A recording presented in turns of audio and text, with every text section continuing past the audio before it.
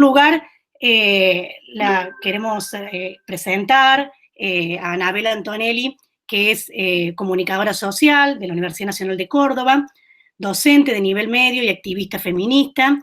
Integra el medio de comunicación cooperativo La Tinta, y donde es periodista de la sección Géneros y Feminismos. Es activista y trabajadora del espacio de autodefensa comunitaria y feminista Casa Comunidad en la organización social cordobesa Encuentro de Organizaciones. Bueno, Anabela forma parte de La Tinta, que es un medio de comunicación cooperativo, independiente, que surge en el año 2016 a partir del trabajo colaborativo de un grupo numeroso de profesionales, periodistas, que aportan su fuerza laboral para visibilizar una agenda independiente a la que difunden, multiplican los medios hegemónicos. Bueno, para ello se proponen un trabajo con un periodismo de investigación que apunta con una fuerte impronta vinculada a los derechos humanos y a los debates que se dan dentro del feminismo y de otros diálogos emancipatorios.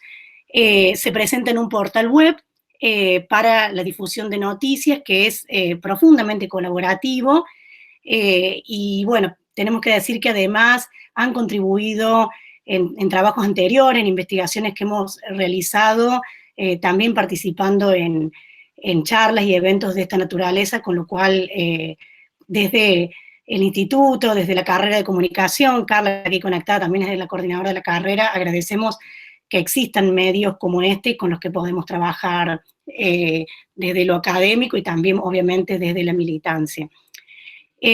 Bueno, y Marcela Pozzi Vieira es licenciada en Ciencia Política, egresada de la Universidad Nacional de Villa María y próxima doctora en Estudios de Género de la Universidad Nacional de Córdoba. Es actual secretaria de Bienestar de la UNBM y fue coordinadora en ese mismo espacio del programa de Géneros y Sexualidades, del cual podríamos decir es una co-creadora, desde donde surge el protocolo que tiende a la lucha, a la visibilización y a la prevención de las violencias de géneros en la universidad. Es además docente en distintos espacios, diplomados, cursos, cátedras abiertas sobre temáticas de género, y una de las, podríamos decir hoy, principales referentes en la Universidad Nacional de Villa María en esta temática. Así que bueno, nuevamente muy agradecidas de que hayan accedido a participar, que nos brinden su tiempo, y bueno, y estoy segura que como todo el público aquí presente, deseamos escucharlas. Creo que el orden es, comienza Anabela y luego Marcela, ¿verdad? Si me confirman Paula y Carla allí. Bien. Sí, Malvi. Bueno, bueno, Anabela, entonces, bienvenida y te escuchamos. Bueno, muchísimas gracias. Muy buenas tardes a todos. Contentas nosotras también desde La Tinta de poder estar en este espacio.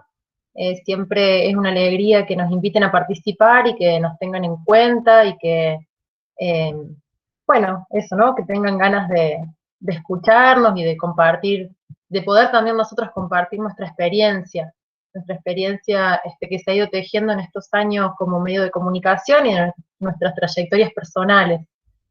Voy a desarrollar la exposición en torno a dos cuestiones que se presentan como fundamentales en el eje 1.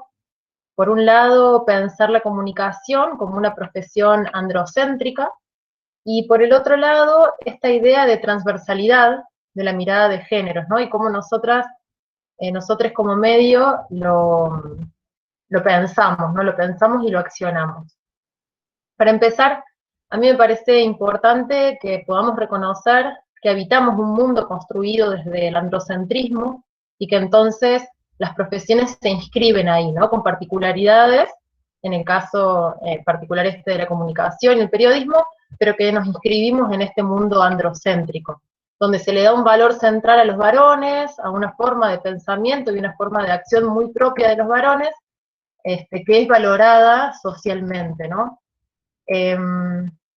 Bueno, ya no sabía por dónde empezar el recorte para empezar a hablar de esto, y se me ocurría traer a Mary Wollstonecraft, Este intelectual feminista que ya a mediados del siglo XVIII discutía los ideales de la época que han sido cimientos de las sociedades occidentales como las conocemos ahora, ¿no?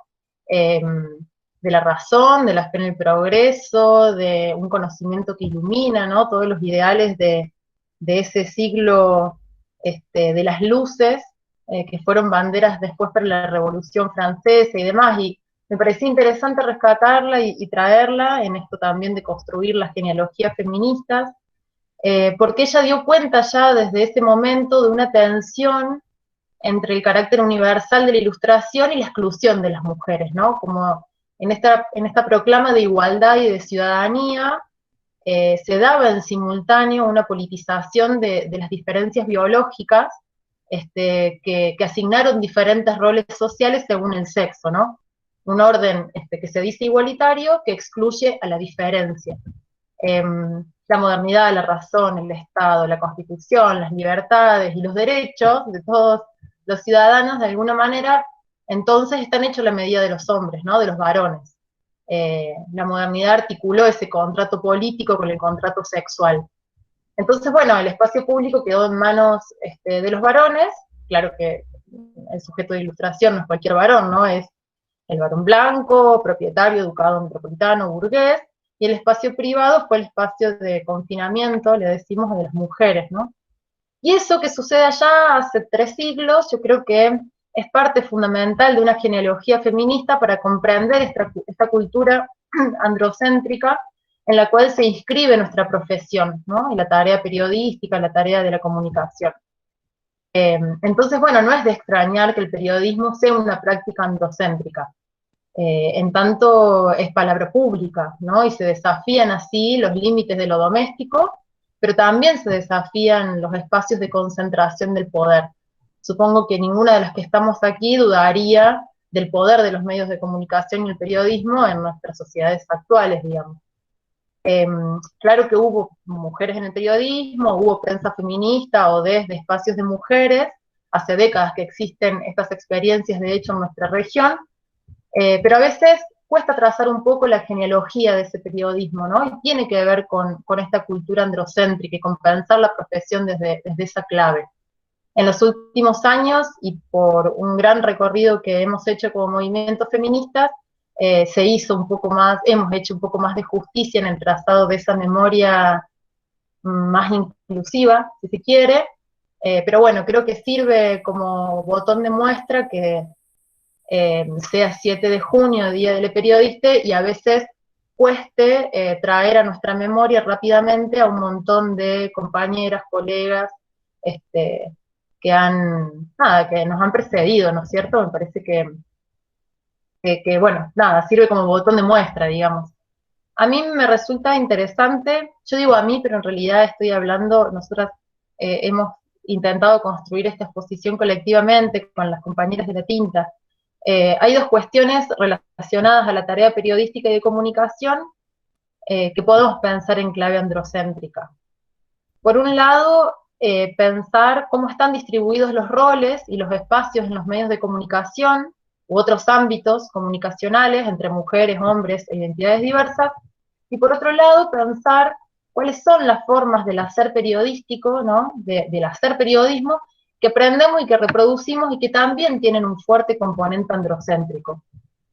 En relación a lo primero, a esta distribución de los roles de trabajo, resulta interesante ver el mapa actual de los medios de comunicación y la cantidad de mujeres que egresan de las carreras de comunicación o periodismo y la cantidad de lugares que ocupan o que no ocupan esas personas, esas mujeres o esas personas con identidades diversas. Hay un cuello de botella ahí que es súper importante de analizar.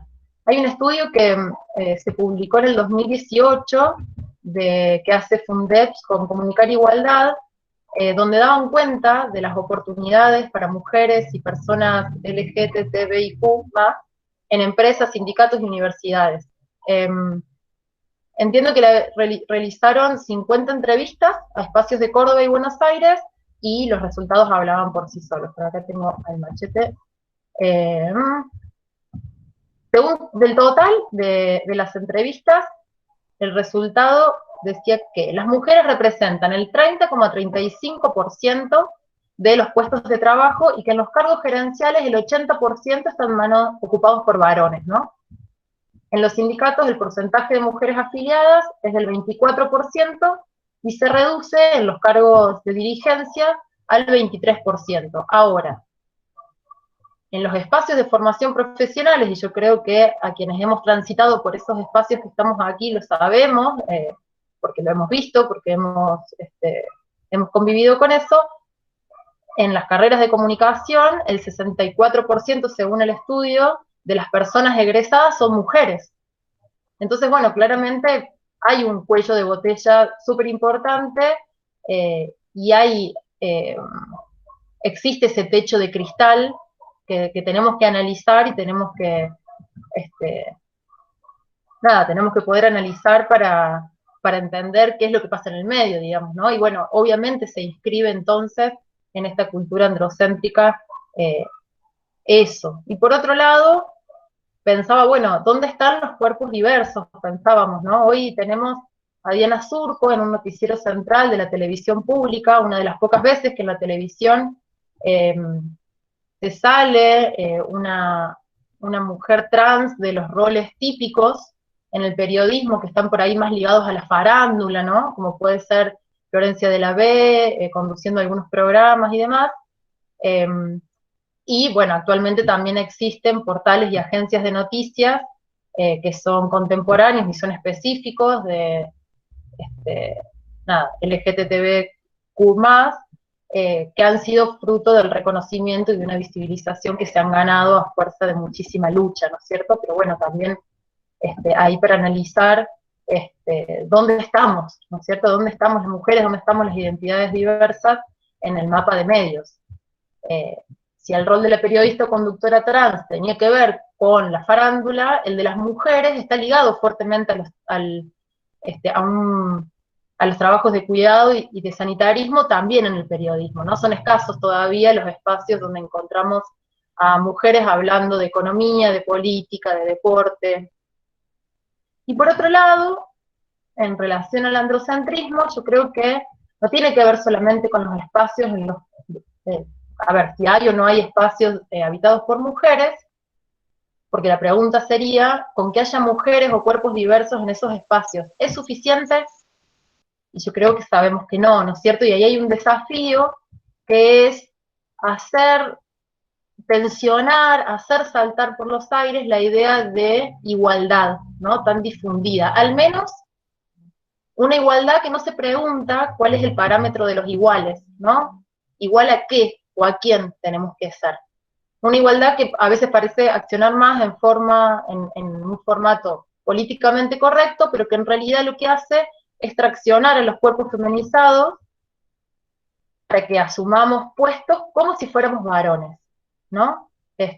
Como si la vida, el cotidiano, lo que nos atraviesa a las mujeres, a las identidades diversas y a los hombres fuera lo mismo, como si no existiera la desigualdad estructural, como si no fuéramos distintos, como si nuestros recorridos vitales no fueran diferentes.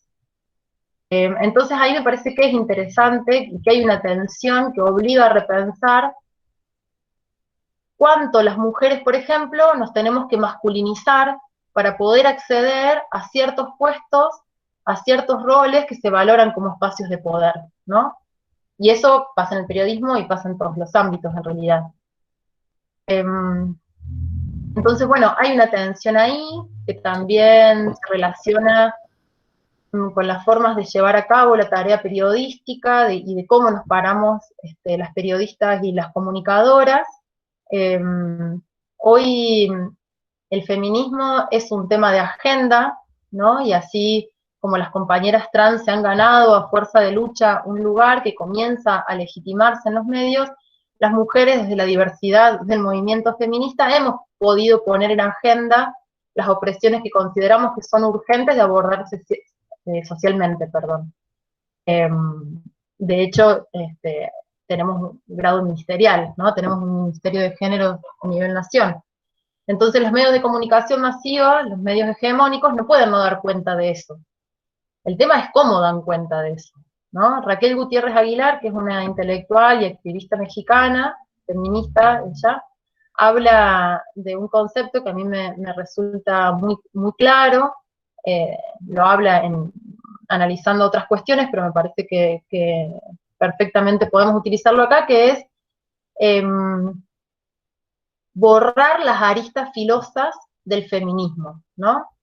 El feminismo tiene ciertas aristas filosas que critican y dan cuenta de una opresión estructural, y de alguna manera los medios lo que hacen es borrar esas aristas, redondearlas, dejarlas más suaves, para que dejen de ser filosas, para que se pueda hablar de un feminismo sin atacar las estructuras de dominación, borrando la conflictividad, borrando la denuncia, borrando la crítica, ¿no? De hecho, hoy algunos diarios tienen periodistas, algunos diarios hegemónicos de derecha tienen periodistas, mujeres, que hablan de estos temas que habla el feminismo, pero borrando esas aristas filosas, ¿no? Desde un periodismo con mirada de género, un periodismo feminista o transfeminista, hay muchos debates en torno a esas conceptualizaciones. Entendemos que las relaciones y estructuras de género son una parte de las opresiones que es necesario mirar y abordar desde una mirada interseccional, ¿no? Como atravesar la categoría de género con otras categorías, con otras estructuras de dominación como la clase, como la etnia, como la edad, como la identidad sexual o de género, y pensándolas como estructurales, ¿no es cierto? No como simples historias de vida, aisladas o anecdóticas. En este periodismo un poco intentamos que las lecturas que hacemos sean situadas, contextualizadas, diversas, siempre parciales, encarnadas, sentidas, ¿no? Que nos pasen por el cuerpo, que haya un lugar para la emoción, porque eso existe y eso es, y sin que exista una pretensión de objetividad, ¿no es cierto? Porque también esto, ¿no? Como observar la realidad, sentirla injusta y expresar esa injusticia, pero desde un marco conceptual transfeminista e interseccional. Esa es como un poco la clave de lo que intentamos, ¿no? Y de lo que es también ensayo-error. Con posicionamientos que hacemos explícitos, intentando buscar una ética periodística, digamos, que tiene que ver con, nosotros nos posicionamos y decimos desde dónde nos posicionamos, tenemos un marco conceptual para pensarnos.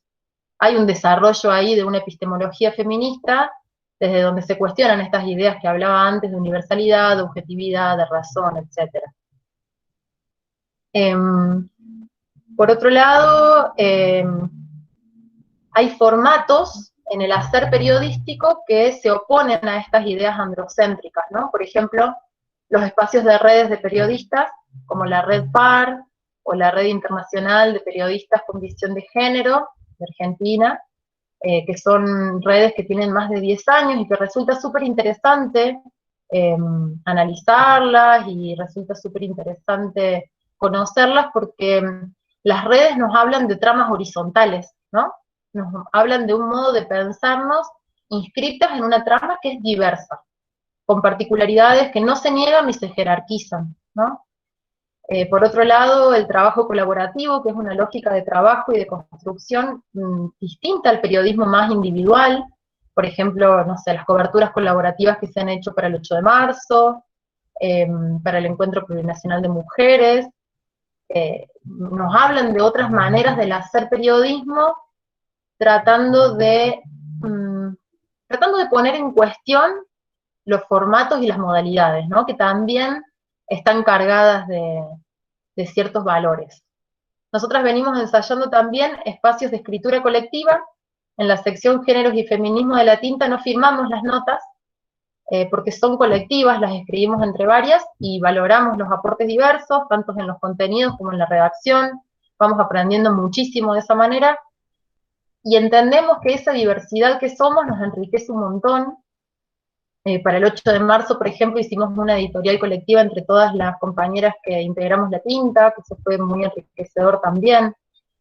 Y todo esto que una dice, hacemos esto, hacemos lo otro, siempre entendiendo, a ver, siempre desde la humildad de entender que nosotras venimos de ese mismo lugar y que todas son aprendizajes y caminos que no se acaban nunca, ¿no es cierto? Y que hemos naturalizado en nuestra vida lógicas inscritas en este sistema patriarcal, y que en este caminar preguntamos nos vamos preguntando todo el tiempo, ¿no? Y esas preguntas nos permiten pensarnos desde nuestro aquí y ahora, pero reconociendo y aprendiendo de las que estuvieron antes, preguntas que nos permiten reinventarnos, que nos permiten criticarnos, que nos permiten pensar las parcialidades en parcialidades y admitirlo, ¿no? Salirnos de la extrema racionalidad, salirnos de la respuesta certera, ¿no? Cuando tenemos dudas, cuando realmente tenemos dudas, salirnos de lo políticamente correcto también para de verdad poder estar criticando, todo en forma de apuestas y desafíos, ¿no? Es un compromiso de transitar esos caminos en realidad. La otra parte de la exposición tiene que ver, que está relacionado con esto, pero tiene que ver fuertemente con la transversalidad. Uno de los debates que tuvimos en la sección Géneros y Feminismos, en la tinta, fue si debía existir o no una sección donde se abordaran cuestiones que tienen que ver de lleno con la problemática de género, ¿no? Porque cuando uno comienza a cambiar la programación que configura nuestra mirada de los hechos, y construimos los acontecimientos desde otros vértices de entendimiento, sucede que las estructuras de dominación u opresión, de clase, de etnia, de identidad de géneros, se evidencian, ¿no? Se evidencian atravesando esos hechos, esos acontecimientos y esas problemáticas de las que queremos hablar. En una guerra, en un desalojo, en un hecho delictivo, en una pandemia, en todas esas situaciones, podemos o no narrar desde una perspectiva de géneros. Entonces ahí la pregunta es, ¿cómo construimos el sujeto de nuestras historias, ¿no? ¿Qué miramos cuando abordamos un acontecimiento? ¿Qué lentes nos ponemos? El desafío de la perspectiva de géneros es mirar desde ese entendimiento de las opresiones, o diferenciaciones que lo atraviesan todo, ¿no? Ese sujeto universal de la modernidad, de alguna manera, es el protagonista per se de nuestras historias. Si no afinamos el ojo y vemos otras aristas y comprendemos que una misma situación no es vivida por igual por diferentes sujetos, entonces estamos reproduciendo una mirada androcéntrica, ¿no? Y ahí la pregunta se renueva, sección géneros y feminismo o transversalidad. Y bueno, claramente que nosotras apostamos a la transversalidad. Sin embargo, yo escribo en la sección géneros y feminismo. ¿Por qué? Porque nosotras entendemos que estamos habitando un aquí y ahora. Tenemos un horizonte ideal, que es la transversalidad, pero en este aquí y ahora, que creemos que es inicial, es el inicio de un largo proceso, esta mirada que proponemos está en construcción, ¿no? Está en debate, está en tensión, y por eso necesitamos garantizarla. Y necesitamos garantizarla y tener un espacio desde el cual se garantice. ¿Qué pasa en nuestro diario? Y pasa en muchísimos lugares, ¿no? Podemos hacer comparaciones con otros ámbitos de la vida, donde nos juntamos entre las mujeres, entre las compañeras, entre las personas que nos interesa eso, y vamos empujando algunas líneas de acción, ¿no es cierto? Creemos que estamos en una etapa donde hay que ocupar esos espacios inicialmente. Es como sucede con los debates sobre el cupo. ¿De verdad necesitamos un cupo? Y evidentemente sí, porque si no, no estamos, no aparecemos. Entonces, bueno, pasa lo mismo con la cuestión de la transversalidad en los medios. De todas maneras,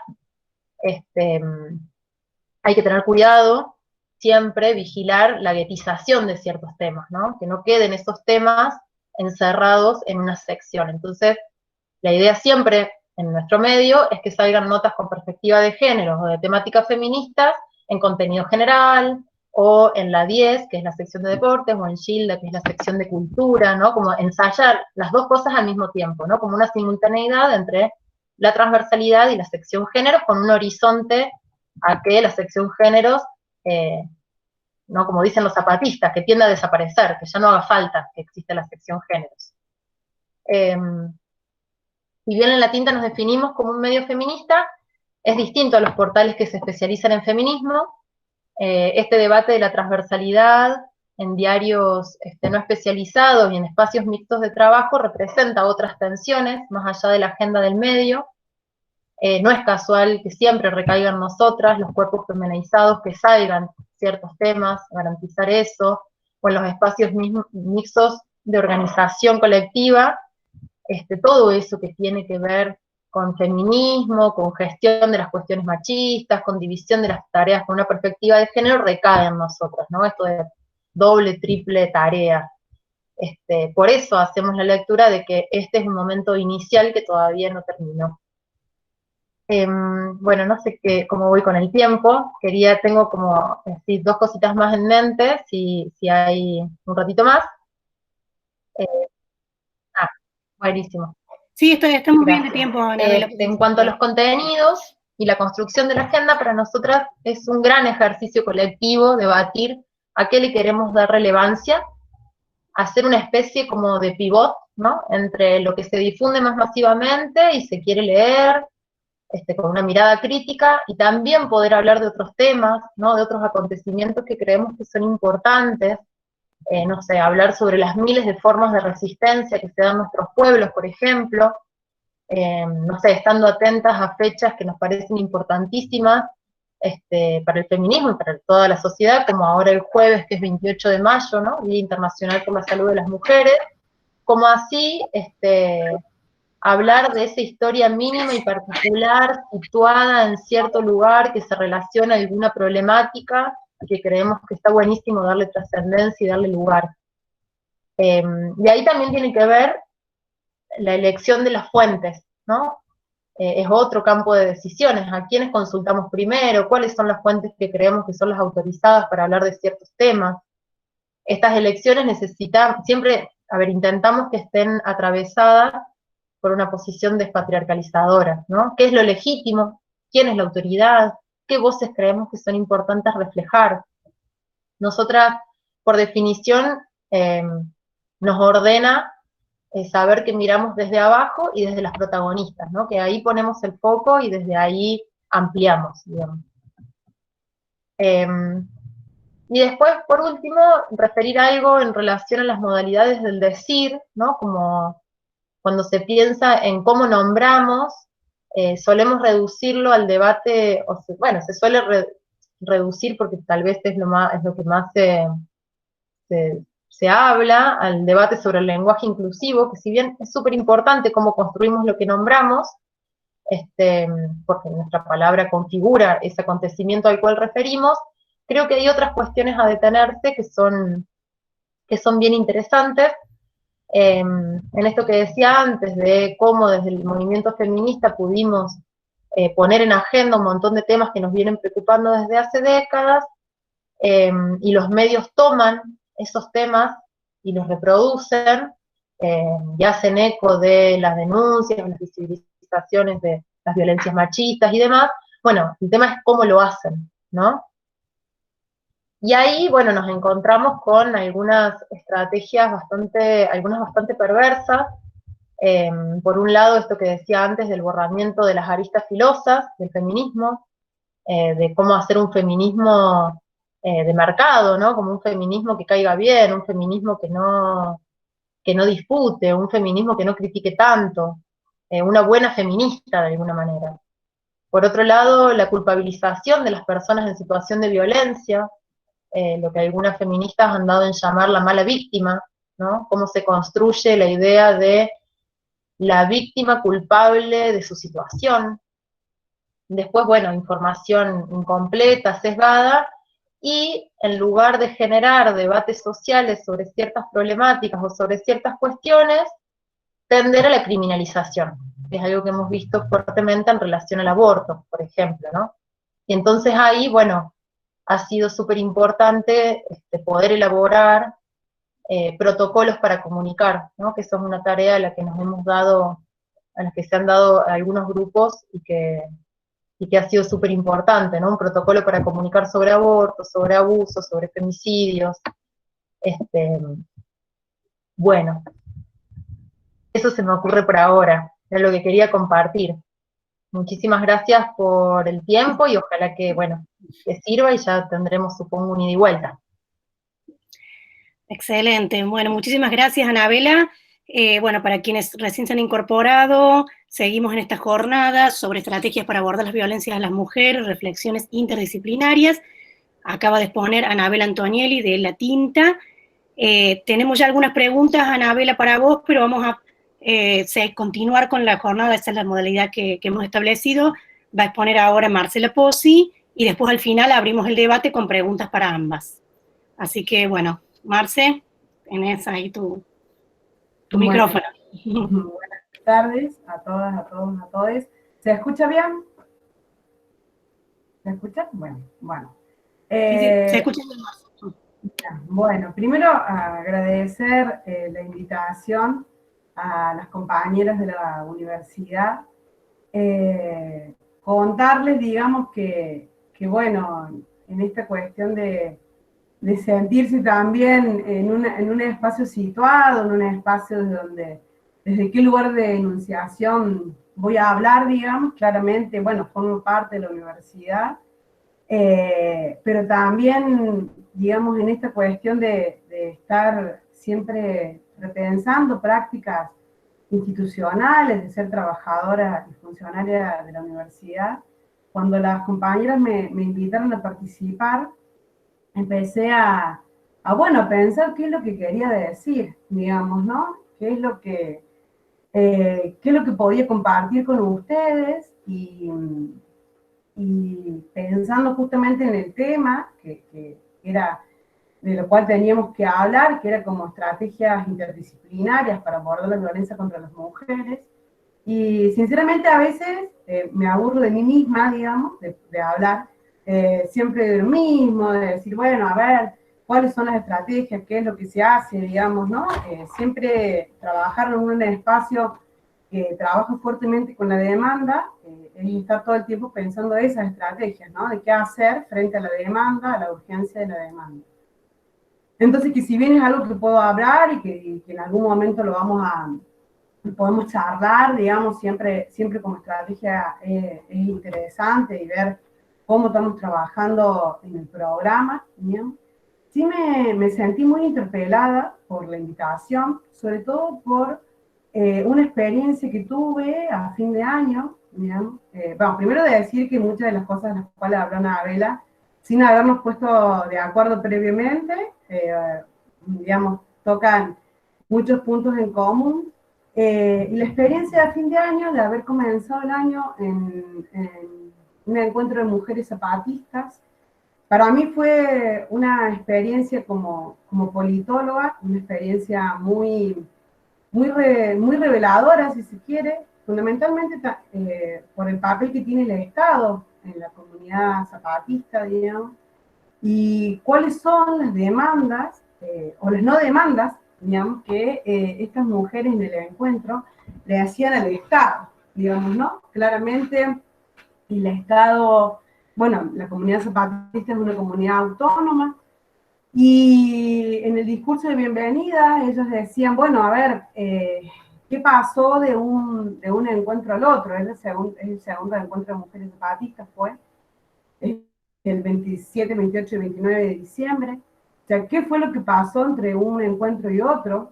Que a las mujeres nos siguen matando, digamos, ¿no? ¿Qué es lo que fue lo que hicieron? Ellas nos interpelaban a nosotras como mujeres, de pensar cómo se organizaron, qué hicieron para que eso no sucediese.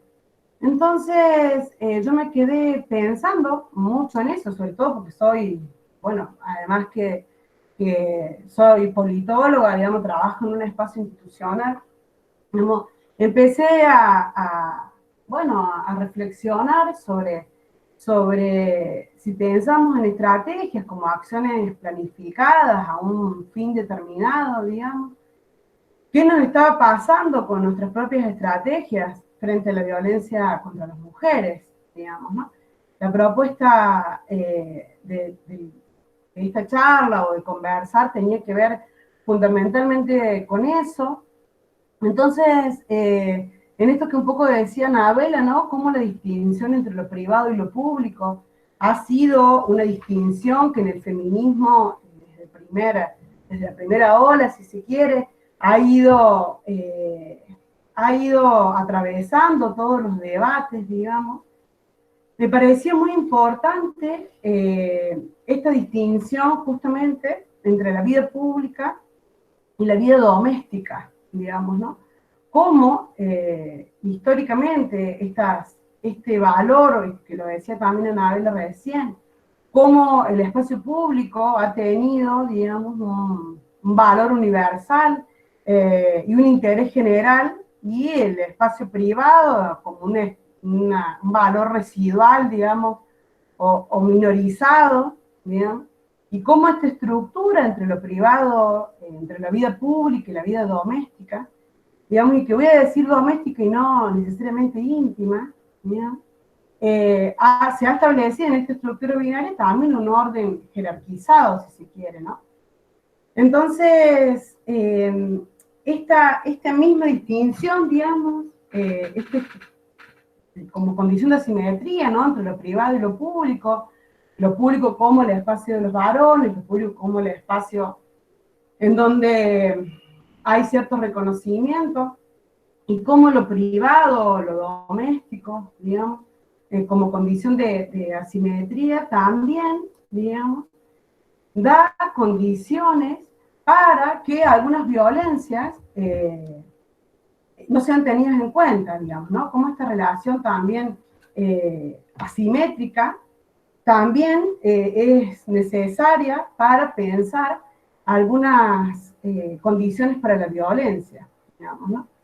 Rita Segato, en un libro que escribió en el año 2016, que se llama La guerra contra las mujeres, donde ella va de alguna manera a tomar algunas ideas de las estructuras elementales de la violencia, un libro que tiene muchísimos años, habla de esto, digamos, y empieza a poder discutir esta distinción entre la vida pública y la vida doméstica, o lo que ella dice, la vida política y la vida extrapolítica, y hace como de alguna manera una inversión, digamos, de la fórmula inclusiva de los derechos humanos, diferentes pero iguales, y en realidad de lo que ella va a decir, digo, desde el espacio comunitario, es desiguales, pero diferentes, ¿no? Esto que también de alguna manera hablaba de las condiciones de igualdad, que recién decía, de las cuales recién hablaba Anabela.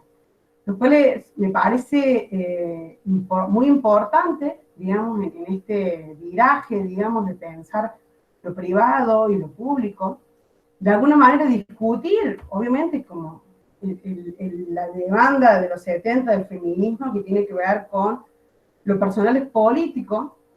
Me parece interesante, como estrategia para la violencia contra las mujeres, poder pensar la politicidad de lo doméstico, digamos, ¿no?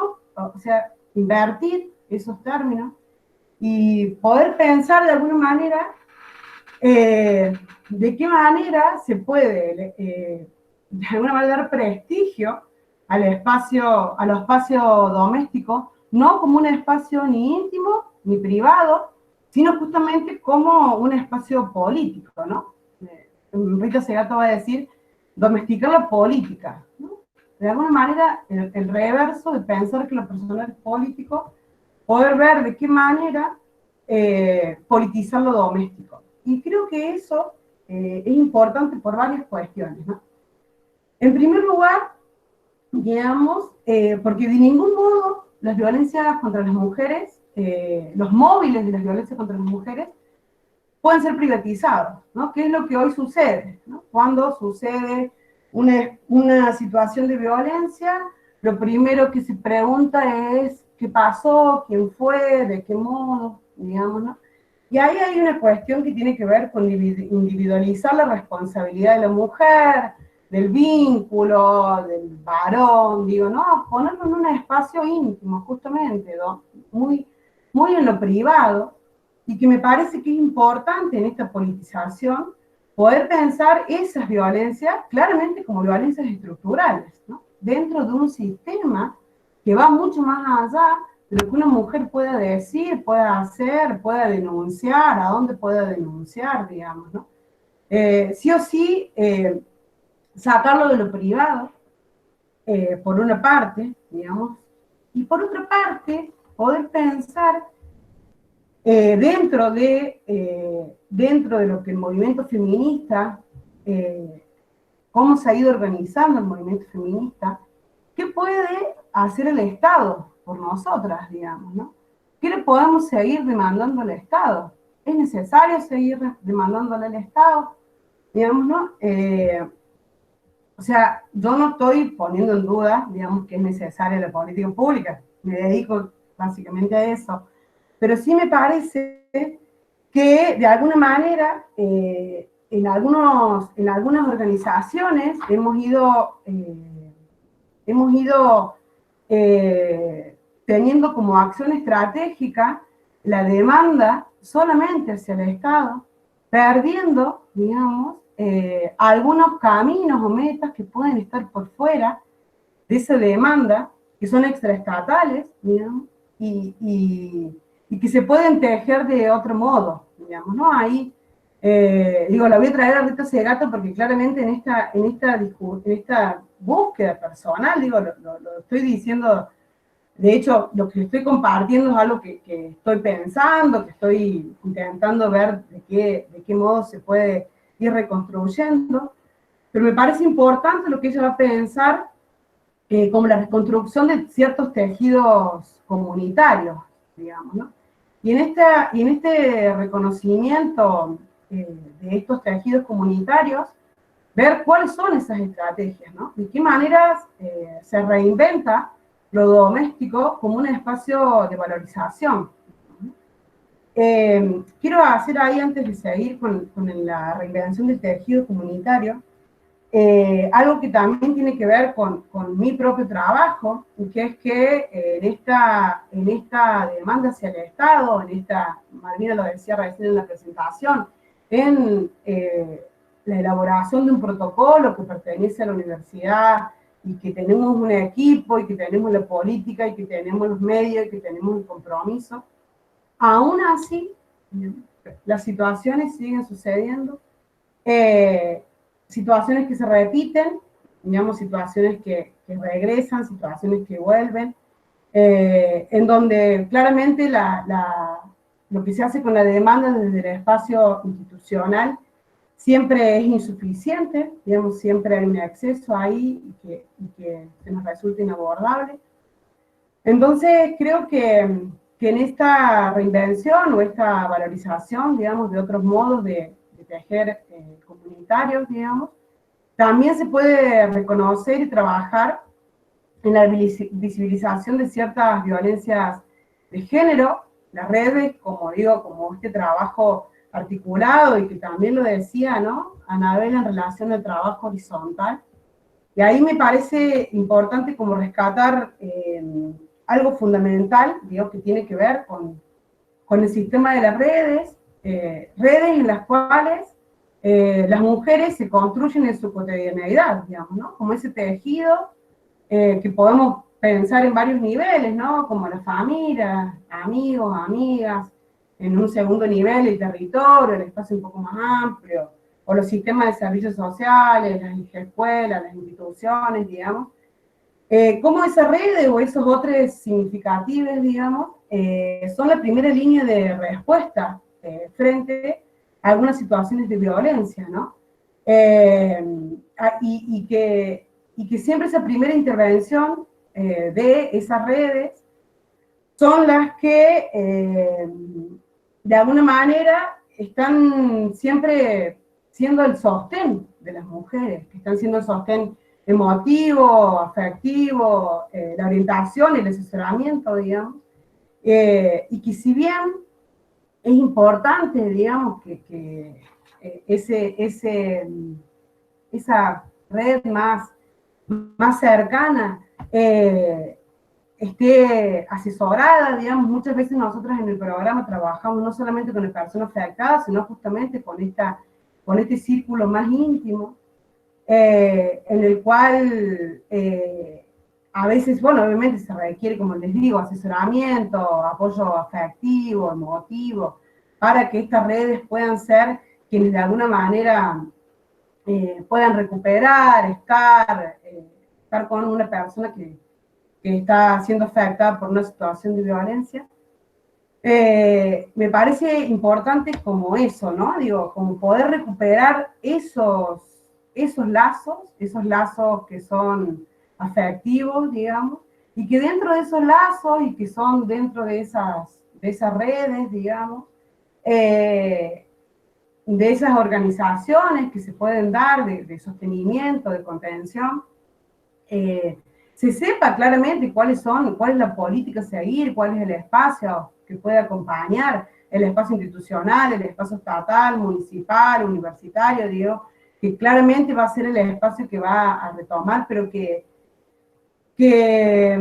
también se tengan otros modos, digamos, de acompañarnos entre nosotras, digamos, ¿no? De saber qué decir, cómo decirlo, cómo sostener, porque si no, digamos, a veces lo que sucede y lo que nos sucede todo el tiempo cuando tenemos las demandas, digamos, en el espacio, es que está todo el tiempo esta idea de denunciar, ¿no? La idea de denunciar, la idea, bueno, algo que salió muy a la luz, hablando de medios de comunicación, en algo que sucedió con Luciano Pilato, ¿no? Digamos, la responsabilidad de salir de ahí, tenés que denunciar, ¿qué estás haciendo? Digamos, ¿no? Como si eso fuera la única solución, digamos, cuando sabemos también, y lo sabemos por lo que nos sucede permanentemente en el espacio, que son situaciones que se vuelven una y otra vez a la violencia como proceso, digamos, se vuelven a repetir, digamos, ¿no? Y en esa repetición, digamos, siempre es necesario contar con quienes acompañan en esa repetición.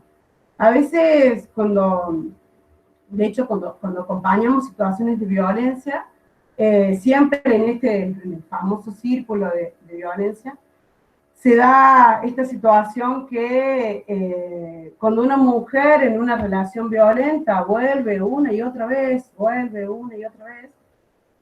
las redes, las amigas, la familia, la abandona, digamos, ¿no? A la cuarta vez no, ya volvió un montón de veces. Y nosotros siempre pensamos en esa situación de las redes, y yo lo digo permanentemente cada vez que alguien me consulta, y es, en ese momento es donde hay que estar, digamos. En ese momento es donde hay que, una y otra vez, digamos, el poder bajar nuestras propias ansiedades, digamos, y respetar y ampliar la capacidad de escucha de lo que la otra tiene. Pensando en estas discusiones y en estas estrategias que siempre podemos, digamos, pergeñar como estrategia, a veces con las compañeras nos queda la insatisfacción de pensar que a veces la escucha es lo único que podemos hacer, digamos, ¿no? Porque si bien se da un instrumento institucional que a lo mejor repare, esa reparación nunca es completa. La reparación de la vulneración, de una vulneración de un derecho o de la violencia no es completa. Entonces digo, a veces el poder establecer ciertas relaciones de confianza, el poder establecer, ampliar la capacidad de escucha, digamos, tiene que ver no solamente con un espacio institucional, sino con el fortalecimiento de la gente que está alrededor, digamos, ¿no? Y sobre todo, porque hablando también con compañeras que trabajan en situaciones de violencia familiar, digamos, son en los momentos donde las mujeres vuelven con sus agresores, en donde esa red se corta, esa red de confianza se cae, digamos, y en donde se dan las mayores agresiones, digamos, ¿no? Entonces, me parece importante esto, ¿no? El poder fortalecer este tejido de redes y poder pensar el espacio doméstico como un espacio, recuperar, digamos, ese espacio doméstico y pensar, digamos, esto, ¿qué le estamos demandando nosotras al Estado? ¿Qué otras alternativas? Digo, si es solamente más leyes, más políticas públicas, que claramente creo que no ha dado todos los frutos que por lo menos nosotras esperamos, sobre todo para la violencia más letal, digamos, y a las formas de crueldad sufridas por las mujeres, digamos. Y también pensar esto que también decía Anabela, ¿no? Digo, la cuestión de cómo nos ubicamos como mujeres en la interseccionalidad, digamos, ¿no? Que a veces más estados, más leyes, más políticas públicas dan posibilidades a algunas mujeres, ¿no? Las posibilidades de ocupar algunos espacios, las posibilidades que claramente, digo, hay que poder ocuparlos y hay que poder estar, digamos, ¿no? Pero que consiguen incluirse en una esfera pública, no todas las mujeres, a partir de esas leyes, o a partir de más políticas públicas, logran incluirse, digo. Entonces, hay que poder establecer, digamos, algunos otros medios para que, bueno, que todas las mujeres puedan ser de alguna manera atendidas, digamos, ¿no? Entonces, un poco la propuesta, tirarlo, digamos, acá al espacio para que lo podamos pensar, digamos, sería poder desmontar, digamos, de alguna manera este binarismo público-privado y retejer, digamos, la comunidad desde otras consignas, desde otros lugares. Y hay algo que lo decía Anabela y también lo dice Rita Segato, que es la necesidad de no guetificar nuestras luchas, digamos, ¿no? El poder pensar que ni nuestras teorías, ni nuestros pensamientos, digamos, tienen que ver solamente con lo que nos sucede a las mujeres. Claramente tiene que ver con lo que nos sucede a las mujeres en relación con los varones, pero también en relación con los contextos laborales, raciales, económicos, digamos, ¿no? Y en ese sentido, me gusta mucho el poder pensar de qué manera podemos ocupar los espacios públicos y políticos, sobre todo los espacios políticos, con otra manera de hacer política, digamos, ¿no? Con otra forma de hacer política. Claramente las leyes de paridad, las leyes de cupo, permiten ocupar esos espacios, pero ¿cómo ocupamos esos espacios, ¿no? Así como Anabela recién lo decía en los medios, yo lo voy a pensar también en los espacios políticos. ¿Cómo, de qué manera ingresamos? Y después, una vez que estamos en esos espacios, ¿de qué modo llevamos? O sea, estamos empujadas a hacerlo de un modo como los varones, ¿no? O podemos pensar en esos espacios políticos también un poco más domésticos, si se quiere, ¿no? Quiero terminar esto que les vuelvo a decir, no es nada cerrado, es algo que me puse a pensar y que tuve ganas de escribir, además que eso que es importante, tuve ganas de compartirlo con ustedes. Y quiero terminar con una cita de Rita Segato para poder pensar en esto de los espacios domésticos y el espacio público, que dice esto. La historia de las mujeres pone su acento en el arraigo y en relaciones de cercanía. Lo que debemos recuperar es su estilo de hacer política en ese espacio vincular, de contacto corporal estrecho y menos protocolar, arrinconado y abandonado cuando se impone el imperio de la esfera pública. Se trata, definitivamente, de otra manera de hacer política. Una política de los vínculos, una gestión vincular, de cercanías y no de distancias protocolares ni de abstracción burocrática. Rescatar y reatar la memoria proscrita, desvalorizada, de esa forma de hacer política de las mujeres, bloqueada por la abrupta pérdida de prestigio y autonomía del espacio doméstico en la transición de la modernidad. Muchas gracias. Excelente, Marce, muchísimas gracias por tu exposición.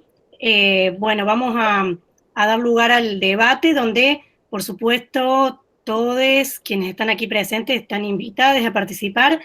Ya tenemos algunas preguntas que fueron formulando en el chat, en principio mientras terminaba de hablar Antonella, primero dirigidas a ellas.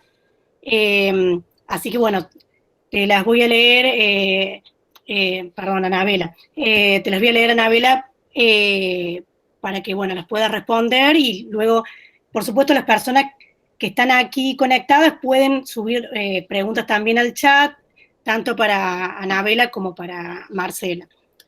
La primera pregunta, formulada por María Florencia González, dice: Anabela, ¿consideras que la incorporación de las editoras de género en algunos medios como Clarín, Página 12, Infobae, etcétera, tiene real incidencia en la construcción de y con perspectiva de género hacia el interior de esos medios?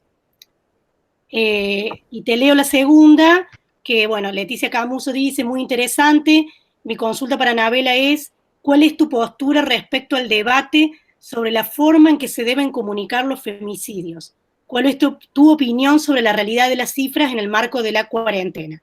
Cualquier cosa te las volvemos a repetir, Anabela, bueno, y continuamos luego con el debate.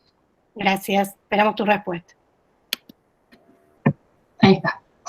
Bueno, yo realmente creo que las periodistas que están en medios de comunicación como La Voz del Interior, como Infobae, como Clarín, y que tienen una perspectiva de género, que son feministas, que debe ser compleja la situación. No todos los medios son iguales, ni todos tienen las mismas estrategias, ¿no? No sé, no, en medios como los que nombraba recién, no hay una mirada que sea colectiva y transversal. De todas maneras, que un poquito me referí en la exposición, sí creo que hoy existan lugares en esos medios donde salgan notas de colegas que lo hacen con mucho compromiso, con mucha dedicación, ¿no? Y que debe ser como un gran esfuerzo habitar esos espacios. Está bueno, ¿no? Es un logro que